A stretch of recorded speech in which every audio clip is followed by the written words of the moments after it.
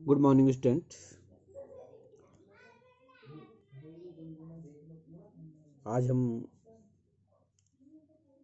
अध्याय 6 शुरू करने जा रहे हैं। ये आपके पास वैद्युत चुंबकीय प्रेरण, इलेक्ट्रोमैग्नेटिक इंडक्शन,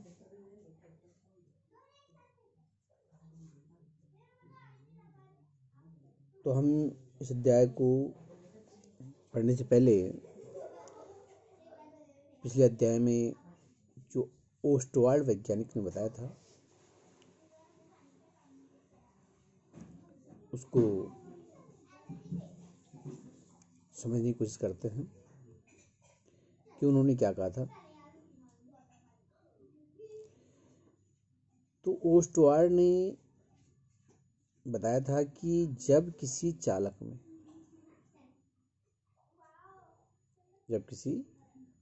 में विद्युत धारा प्रवाहित करते हैं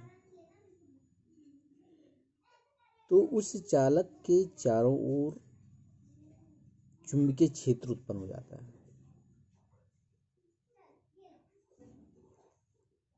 ठीक है,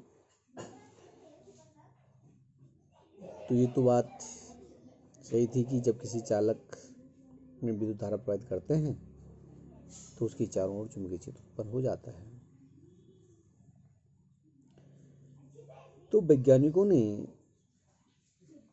यह सोचा कि क्या इसके विपरीत घटना भी संभव है।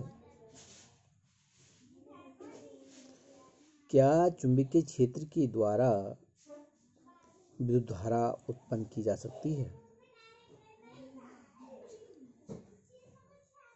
तो इस पर अनेकों वैज्ञानिकों ने कार्य किया, प्रयोग किए,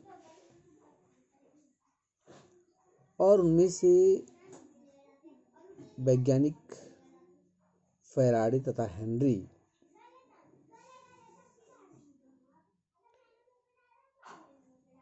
हुए हैं जिन्होंने कहा कि ऐसा संभव है, ऐसा हो सकता है, ऐसा होता है। ठीक है ना। तो इस प्रकार से फैराडे तथा हेनरी ने अपने प्रयोग में क्या बताया, इसको हम पढ़ते हैं।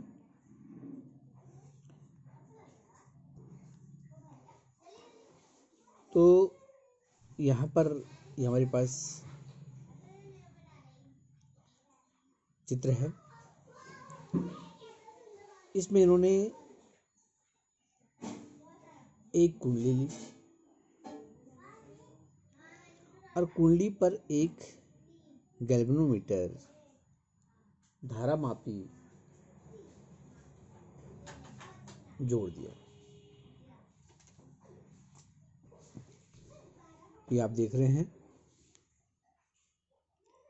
यहाँ पर एक कुंडली है और इस कुंडली पर एक धारामापी जोड़ दिया गया है। धारामापी जो धारा के मापने के काम में आता है।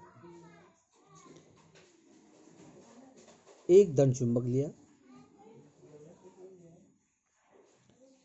तो इन्होंने 2-3 स्थितियां इसमें बताई हैं, तो प्रत्येक स्थिति के बारे में हम यहाँ पे समझेंगे। दंड चुंबक का N सिरा, चुंबक पर 2 सिरे होते हैं, 2 ध्रुव होते हैं, N ध्रुव, S ध्रुव। तो चुंबक का N ध्रुव ये कुंडली की ओर रखा और इस दंड चुंबक को कुंडली की ओर ले गए और इसको दूर ले गए, पास लाए, दूर ले गए, पास लाए, दूर ले गए। ठीक है ना। पास और दूर इस प्रकार से ले गए तो उन्होंने देखा कि जो कुंडली के साथ धारामापी लगा हुआ है उस धारामापी में विक्षेप उत्पन्न हो रहा है।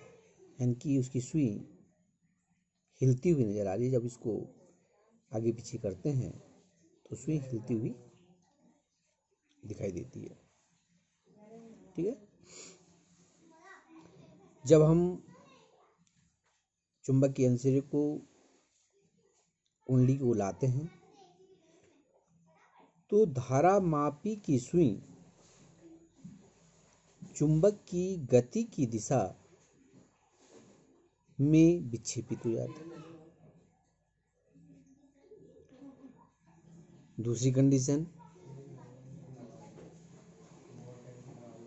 देखिए यहाँ पे तीर के द्वारा दिखा रखा है। अब हम क्या कर रहे हैं, इस धन चुंबक को कुंडली से दूर ले जा रहे हैं। ये घटना कब है, जब एन सिरा कुंडली की ओर है। ठीक है ना, दूर जा रहे हैं तो धारा मापी की सुई फिर चुंबक की गति की दिशा में विक्षेपित होती है।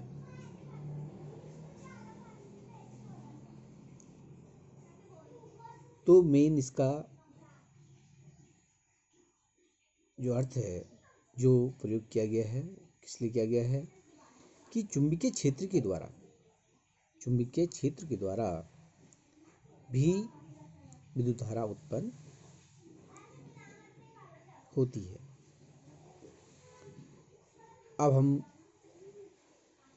इसको पलट देते हैं। उन्होंने इसको पलट के देखा, एस ध्रुव को कुंडली की ओर करके देखा तो ये स्थिति यहाँ पर दिखा रखी है कि आपके पास कुंडली है, धारामापी जोड़ा हुआ है, चुंबक का एस ध्रुव कुंडली की ओर है। जब हम कुंडली को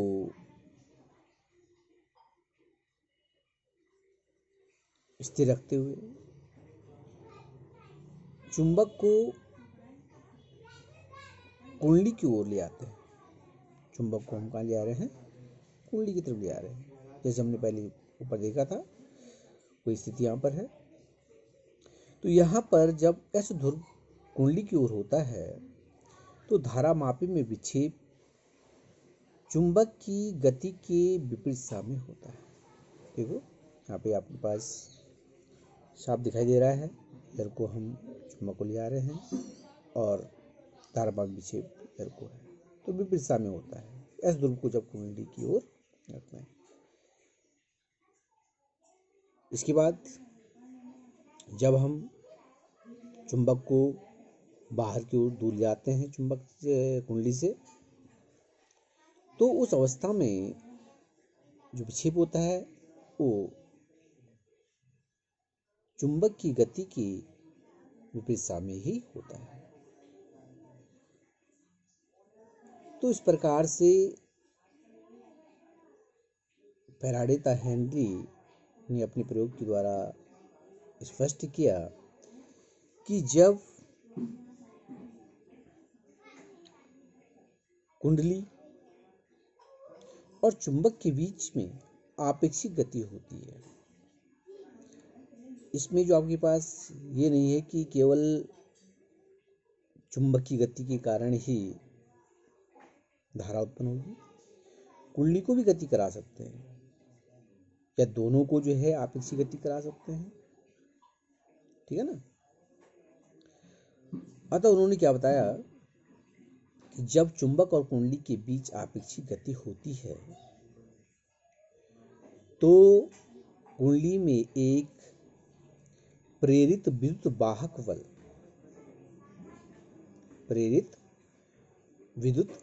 बल EMF, इलेक्ट्रोमैग्नेटिक फोर्स उत्पन्न हो जाता है, जिसके कारण कुंडली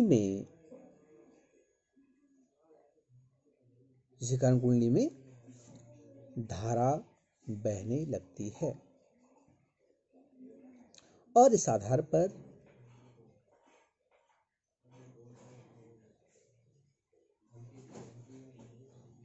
इन्होंने दो नियम दिए। जिन्हें हम फैराडे के विद्युत चुम्बकीय प्रेरण के नियम कहते हैं। फैराडे के विद्युत चुम्बकीय प्रेरण के नियम कहते हैं। तो ये था आपका फैराडे द हेनरी का प्रयोग, जिसमें उन्होंने यह बता दिया कि चुंबकीय क्षेत्र के द्वारा विद्युत धारा उत्पन्न की जा सकती है। ठीक है, तो इसको जो आप ध्यान से समझिए। ओके।